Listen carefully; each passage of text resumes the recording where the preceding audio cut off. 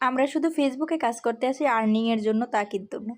ফেসবুকে যে শুধু টাকাই কামানো যায় তা কিন্তু না। হ্যালো এভরিওয়ান, আসসালামু আলাইকুম। সবাই কেমন আছেন? আমি আলহামদুলিল্লাহ অনেক ভালো আছি আপনাদের দোয়ায়। আশা করি আপনারাও অনেক অনেক ভালো আছেন। তো যাই হোক, যে কথাটা বলছিলাম যে ফেসবুকে শুধু আমরা আর্নিং এর জন্যই যে আসি তা কিন্তু না। ফেসবুকে কিন্তু অনেক বিনোদন আছে। ফেসবুকে থাকলে আপনার মন মানসিকতা অনেক সময় ভালো থাকে। যেমন ধরেন কিছু কিছু মানুষের মনের মধ্যে অনেক অশান্তি থাকে, অনেক মনমরা হয়ে থাকে, অনেক কোনো না কোনো ভাবে ধরেন অসুস্থ থাকে। তো একটা মানুষ যখন মন মানসিকতা ঠিক রাখতে যায় তাহলে তার কিন্তু বিনোদনের প্রয়োজন হয়। এই যে ফেসবুকে কত বন্ধু বান্ধব আছে, সবার মাঝে থাকাটাও মানে শরীর সুস্থ থাকা, মন ভালো থাকা, এটাও একটা ব্যাপার। এই যে ধরেন কেউ স্বামীর দিক থেকে অনেক অশান্তিতে আছে, মন মরা থাকে, মন মানসিকতা ভালো থাকে না, তখন কিন্তু সে চাইলে সবার মাঝে থাকলে তার মন ভালো থাকবে, মন ফ্রেশ থাকবে।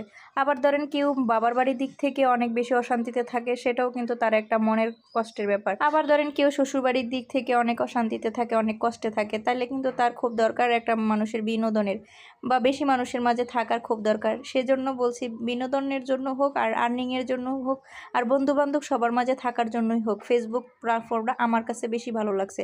ফেসবুক প্ল্যাটফর্ম মানেই যে এখানে উচ্ছৃঙ্খল চলাফেরা, উচ্ছৃঙ্খল কথাবার্তা তা কিন্তু বলছি না। সবাই শালীনতা বজায় রেখে থাকলে কিন্তু এখানে খারাপ কিছু আমার কাছে মনে হয় না।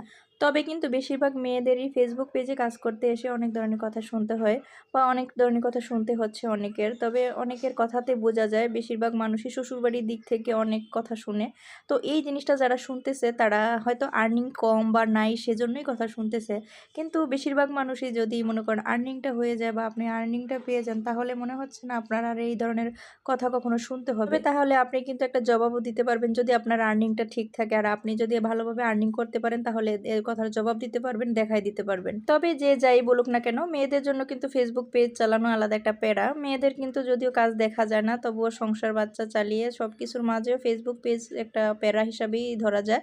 তবে অবসর সময়টুকু পার করতেছি তা কিন্তু না। একটা মেয়ে মানুষ অবসর মনে হয় না পায় কখনো, জানি না কে কতটুকু অবসর থাকে।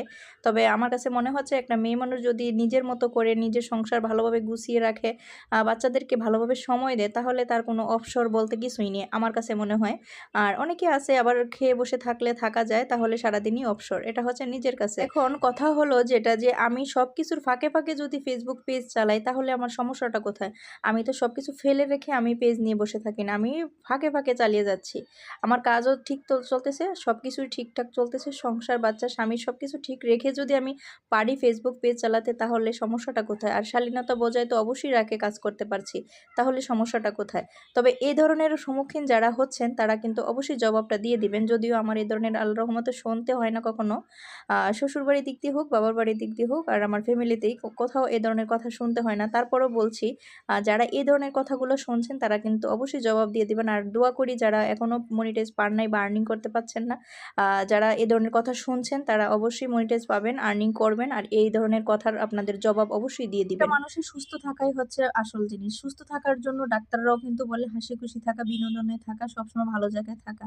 তো একটা মানুষের যদি সুখে থাকতে, ভালো থাকতে, মানে নিজেকে ভালো রাখতে যদি ফেসবুক পেজে যদি সে ভালো থাকে, একটা ছেলে অথবা একটা মেয়ে যদি ফেসবুক পেজে থেকে তার মন সুস্থ সুন্দরটাই রাখতে পারে, তাহলে তো আমি মনে করি ফেসবুক পেজটাই ভালো।